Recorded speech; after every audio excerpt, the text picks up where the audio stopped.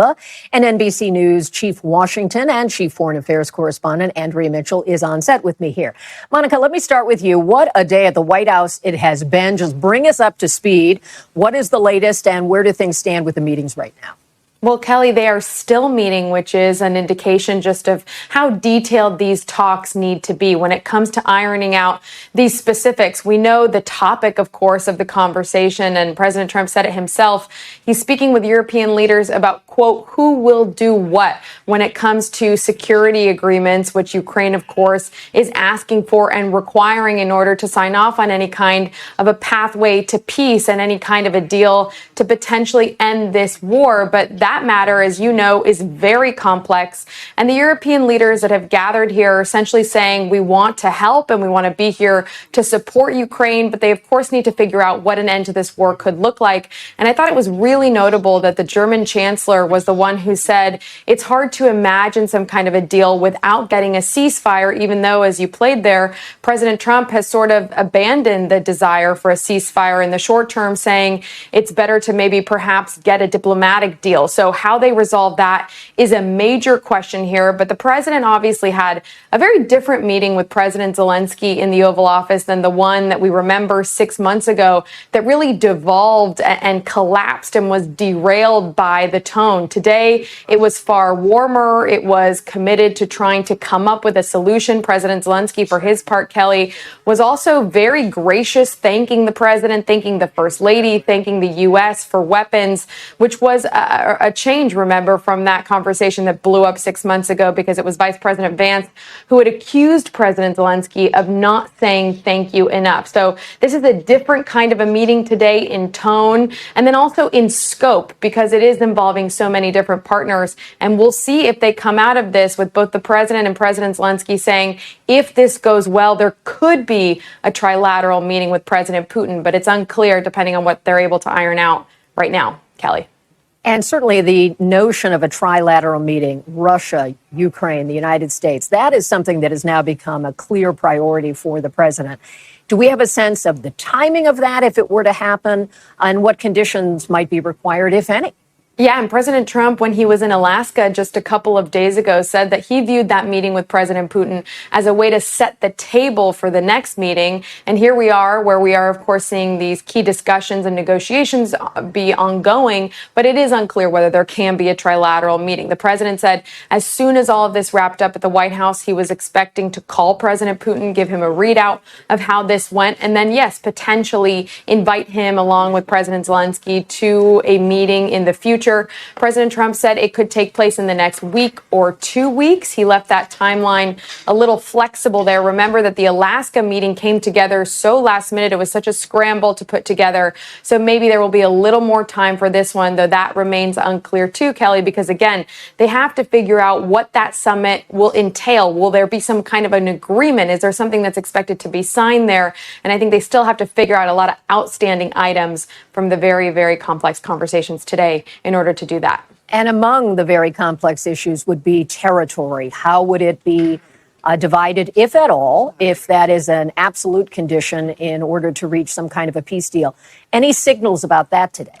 Well, I thought it was notable, Kelly, and you probably had an eye out for this as well, that there was a map in the Oval Office that President Zelenskyy and Trump were looking at. We saw some behind the scenes imagery where they were both standing near it. In fact, President Zelenskyy said that he liked it and wanted to perhaps travel back with the one that was there in the Oval Office. But of course, that is the key question here. What kind of land, if any, is Ukraine willing to concede? Remember that they have it written into their constitution that there would have to be a referendum, a vote in order to potentially cede any of that land. And then did President Trump get President Putin to agree to any kind of land negotiations there? Remember, he said that was really going to be up to Ukraine. So that is what we're still waiting to hear more about. And what underscores your point there is it's a sovereign democracy. They need to consult their constitution and their population to make a big change like that. Thank you, Monica. Appreciate it. And we know we will get back to you if there are any developments in the short while. And let me turn now to Andrea. Good to have you with us here. Thank you. What are you hearing from Western sources that you have, Western European sources, about how this is playing out today? Well, first of all, what we did hear, as Monica was just suggesting, the one person, the one European leader in that room at the larger meeting in the East Room was Chancellor Merz, who was the only one who pushed back and said that there needed to be a ceasefire before the trilateral meeting. And immediately, President Trump pushed back against him, saying, I've made, 6 agreements and ended 6 wars already. That's an exaggeration. Very different circumstances, yes. But there were some differences. But he said, I've done them, and we didn't need a ceasefire in any of them. So he immediately pushed back on that. And that was their main concern, that coming out of the Friday's summit in Alaska, there was no ceasefire, there were no secondary sanctions, there was no pressure as promised if there weren't a ceasefire by the president en route to en route to Alaska on Air Force One. So going to Alaska, he said there would be pressure. Then there wasn't. Seemed to evaporate. Afterwards, it did evaporate by the time he was interviewing with not the press corps, which he rebuffed, but Sean Hannity before getting on the plane to go back. So that was a concern. There was relief that he had not acceded to trading territory and showing, land swaps, at least as far as anyone knows, and that there had been some discussion. And now we see some nailing down of President Putin, at least President Trump says, agreeing to security guarantees. And today, for the first time, the president said, we'll be involved. And how are they going to define that? I would be very skeptical that it would be boots on the ground.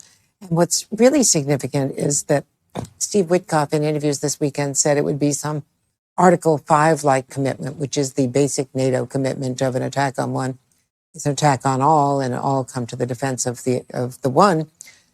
That is something that Donald Trump himself has pushed back on, that if you don't pay enough into NATO, with existing NATO relationships, he's questioned that. Members, he said that we wouldn't come to their defense. Were you struck by how these European leaders were very clear in aligning themselves with Zelenskyy? Whereas, as we hear President Trump, he's often acknowledging the Russian point of view and President Putin's point of view, as well as talking about his relationship with Zelenskyy. But the Europeans did not do that. And even the Italian, leader Meloni, who has been very supportive of Ukraine, and even though she's very conservative and is very much aligned with Donald Trump on a lot of other issues, and he's praising her, very generously, she, as well as all of them, are absolutely committed to Ukraine.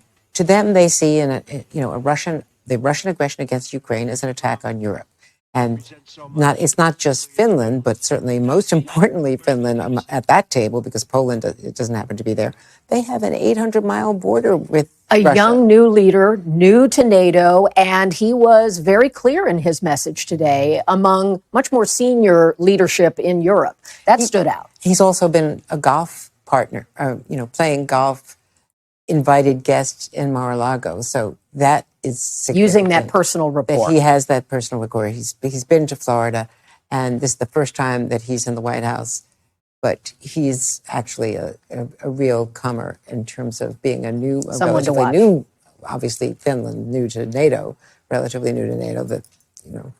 The 2 new members are from Scandinavia, and it's already taking such a high-profile role. More to watch for that. Thank you, Andrea. Good to have you with us and to have your insights. And joining me now is our chief international correspondent, Keir Simmons, who has, of course, been very at front in our coverage of dealing with Russia and has a perspective there that you can really bring to this. How do you expect Moscow will react to the meetings as they've played out today? What are they looking for, do you think, here? Well, President Putin said on Friday, it was kind of a throwaway line, but I thought it was notable. He said, we've got something here, we've got a deal, we've got a prospect, unless the Europeans derail it.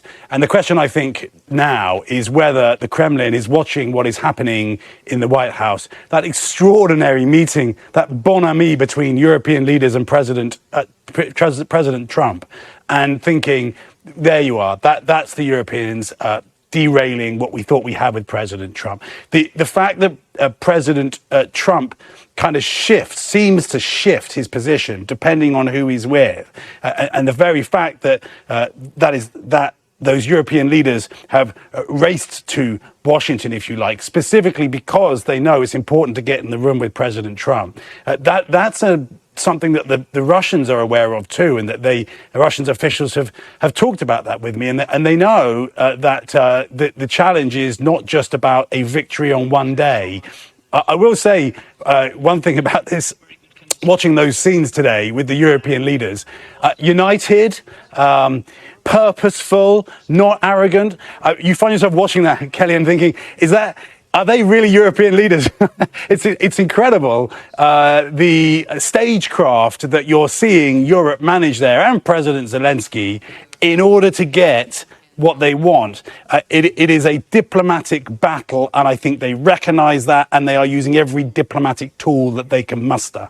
And definitely signs, Keir, that there was a meeting before the meeting on the European side, that they had a sense of what they wanted to accomplish in messaging and in tone and in posture, knowing that all of that counts a great deal with President Trump. There, of course, have been discussions today about security guarantees, what that would look like.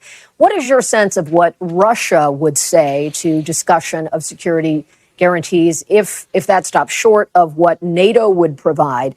Is that something that you could see Putin agreeing to? Well, I think one of the questions is the extent to which President Putin, who has his own political audience, if you like, I know, okay, he's an autocrat, but he still does have to think about what Russian people think, and particularly one group, the hardliners, those who are very pro-war in Russia.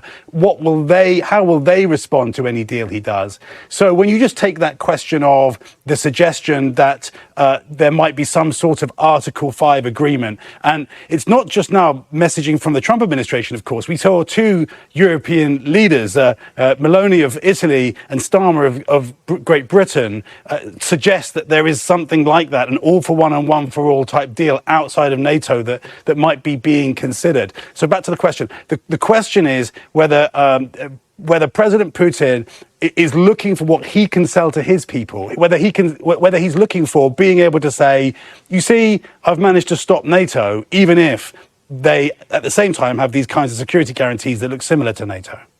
Keir, thank you so much for those insights. And we want to get a perspective about Ukraine from Bill Taylor, the former U.S. ambassador to Ukraine and the distinguished fellow at the Atlantic Council's Eurasia Center.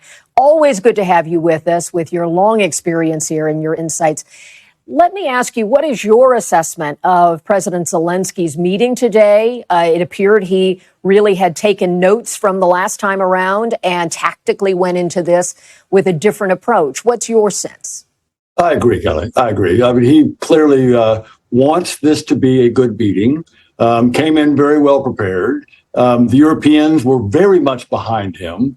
So President Zelensky knew that there's a lot to be done here. And he knew that he had the opportunity to speak next to President Trump. As Keir just said, the people who speak to him get some influence. And so President Zelensky is taking a clear advantage. One thing on the security guarantee, I just want to mention that right since you were just talking about it, it's not clear to me why the Russians get any say on what security guarantee the Europeans or the Americans or NATO or anybody else gives to Ukraine. Seems to me that is a Ukraine, Europe, United States issue. It's not a Russia issue. It's the security guarantee is to keep Russia from invading again. Why would we give them a veto or even a voice on that kind of a question that is designed to keep them from invading again? Interesting, very interesting point. And is it your sense that having the European leaders at the White House today and the way they spoke about their support for Ukraine, does that reflect strength for President Zelensky, or does it suggest that he needed backup? Clearly strength in numbers. And I think Macron made the point that others have hinted at, and that is, this is about more than Ukraine. The Russians' threat to Ukraine is a threat to Europe. And the Europeans want Ukrainians to win. They certainly want them to prevail. The Ukrainians want the Europeans want the Ukrainians to stop the Russians in Ukraine. Because if they keep coming towards Europe, then Europe is threatened. So Macron expressed it well, that this is about European security. There's been a lot of talk about a ceasefire. Is that something that needs to happen before any larger peace deal? Obviously, Putin has been reluctant to engage on that. Do you think he sees the interim period as a way to gain perhaps a stronger hand in what the ultimate discussion is? If he backs off on any aggression, does that change his place in the negotiations? It absolutely does. And I'm sure that's what President Trump was referring to when discussing the ceasefire. Chancellor Merz did raise this issue about a ceasefire, and President Trump kind of pushed back on it, saying, well, we don't really need it. And Trump went on to say that it actually gives one side a strategic advantage. It clearly does. It gives the Ukrainians an advantage if they're not being bombed, if they're not being missile attacked. If the attacks aren't going into civilian targets and apartment buildings and children being killed, yes, it does give an advantage to the Ukrainians. Ceasefire stops the fighting, which is what President Trump has thought about doing the whole time. And he had it in mind as the top priority when he went into that meeting with President Trump, and somehow President Trump changed his mind on that. So hopefully the Europeans will make that point again right now as they're talking to him, that yes, there is a strategic advantage, and it goes to the Ukrainians. You know the map of Ukraine far better than I do, or many in our audience. When you hear discussion of certain territories that Russia would like to claim, either they have military control right now or they want to expand to get it, can you just briefly describe what those represent for Russia in terms of their strategic importance or their resources, or why those are such big targets, not just land for land's sake, but the purpose that might come with land that is at issue here?